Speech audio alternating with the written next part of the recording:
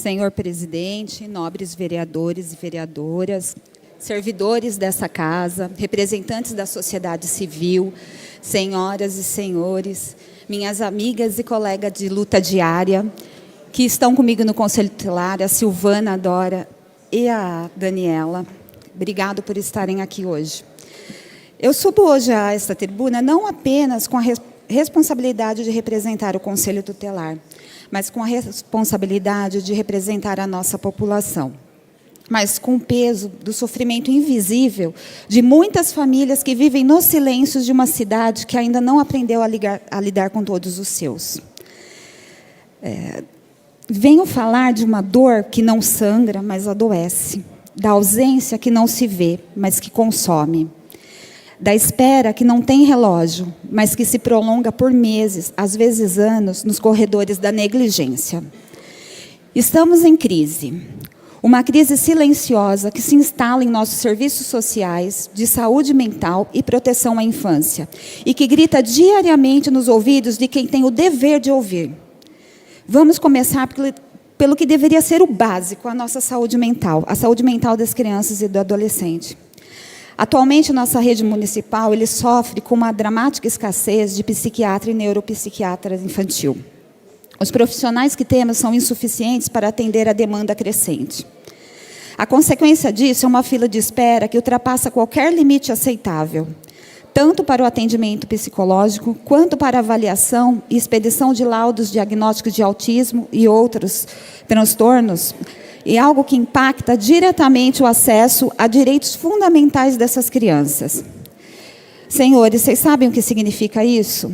Na prática, significa que pais e mães passam meses, às vezes mais de ano, esperando uma avaliação que poderia garantir o atendimento educacional especializado, o BPC, porque muitas mães não podem trabalhar, ou mesmo o simples direito à compreensão de determinados comportamentos dessas crianças e adolescentes.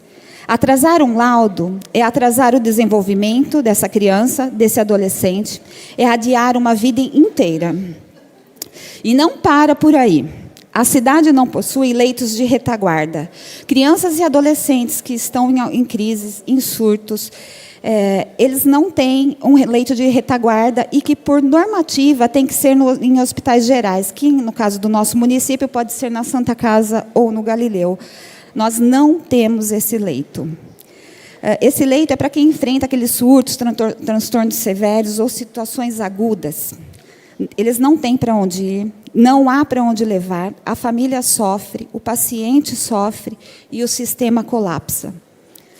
Senhoras e senhores, a fonoaudiologia é essencial para crianças com atraso no desenvolvimento, autistas, pessoas com dificuldades de fala e linguagem, também é insuficiente.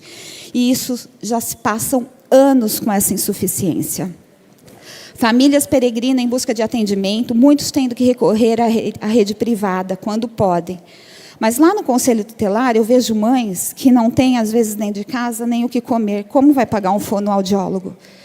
E quando há um atraso nesse atendimento, é um atraso que vai para a vida toda. Nosso CREAS, que é o Centro de Referência Especializado da Assistência Social, falta equipe. Falta gente para dar conta da complexidade da demanda, que não é apenas número, é dor real, cotidiana. E com a falta de equipe, falta resposta, falta proteção. Eu estive conversando com várias pessoas, e me chegou a informação que hoje nós temos 40 famílias em fila de espera no CREAS. O CREAS atua diretamente em situações de média e alta complexidade. Isso é um absurdo para o nosso município. Então, se faz necessário mais contratações para que dê cabo a essa demanda, porque são pessoas que já vêm sofrendo, já passaram pelo CRAS, já tiveram tentativas dentro do CRAS para recuperar essa família e que chegou a um ponto que precisa de algo mais. E o CREAS precisa fazer isso e não tem funcionário, né? Não tem equipe técnica. Por falar em proteção, olhem para as nossas crianças. Há filas para vaga em creche. Não é uma, não é duas, são mais de 160, 170 crianças aguardando fila de espera. Quantas mães solo não conseguem trabalhar porque não tem com quem deixar seus filhos? Pergunto para vocês, vocês ouvem por aí? É sempre uma mãe pedindo pedindo vaga em creche, é sempre uma mãe que perde emprego porque não tem onde deixar o filho. Falamos de uma cidade que precisa urgentemente de políticas públicas voltadas às famílias monoparentais, que são, na esmagadora maioria, chefiadas por mulheres. E, infelizmente, a ausência de contraturno escolar agrava ainda mais a situação. Sem escola, sem creche, sem apoio. E ainda querem que essas mães sustentem sozinhas seus lares sem rede, sem fôlego? Temos que pensar. E também não vou me calar diante de outro ponto crucial, que é a violência doméstica.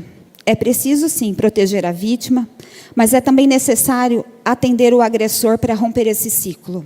A ausência de programas de reeducação e atendimento a esses homens perpetua o que juramos combater. A gente fala, vamos combater a violência, mas o que acontece? Esse agressor, ele sai daquela família, por N motivos, ele vai buscar um outro alvo. Assim que ele age. Então, nós precisamos romper esse ciclo. Quando há a violência doméstica, vou fazer outro questionamento. Para onde vão essas vítimas? Essas mulheres que sofreram violências, que têm filhos, onde se abriga uma mulher que está tentando sair dessa situação? Nós não temos local. Onde acolhemos a uma criança em situação de risco?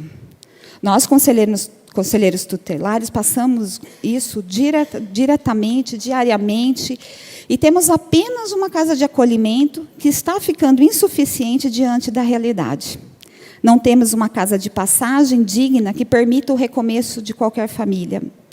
Não temos a rede que deveríamos ter. E quando não há rede, a queda da sociedade, a queda do ser humano. Nossa rede de proteção, ela está sobrecarregada. Um único conselho tutelar não está mais dando conta. A população cresceu, os casos se multiplicaram e nossos conselheiros estão exauridos, sem estrutura e com uma sobrecarga indecente de trabalho. É hora de criar um segundo conselho tutelar, com a urgência de quem sabe que estamos falando da infância, da integridade e da dignidade. O que precisamos, senhoras e senhores? Não é impossível. O que precisamos é vontade, planejamento, escuta, e a cidade, ela clama, e o eco desse clamor bate na porta dessa Câmara hoje. Estamos diante de uma encruzilhada moral. Ou escolhemos a omissão, ou escolhemos a ação. E ação aqui significa investimento, significa chamar para si a responsabilidade de fazer diferente. Hoje, o que peço não é apenas um gesto de empatia. Peço compromisso, que a administração pública abra concursos, que contrate os profissionais que faltam, que planeje a ampliação dos nossos serviços, que invista na criação de um segundo conselho tutelar, que estruture novas casas de acolhimento e de passagem, que olhe para as mães que cuidam sozinhas, que crie programas reais, humanos, para a prevenção da violência doméstica. Que não se limite a projetos de lei, para constar apenas em pauta, mas que coloque os pés na realidade e veja, não dá mais para esperar. Repito, não dá mais para esperar.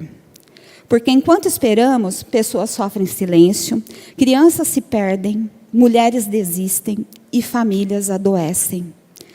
Estamos a pouco mais de 100 dias dessa nova gestão, que esta Câmara, de coração, espero que seja lembrada como a que fez a diferença, como a que ouviu o grito silencioso da dor e teve coragem de mudar. Renovo esse pedido, peço encarecidamente um olhar especial para todas essas situações.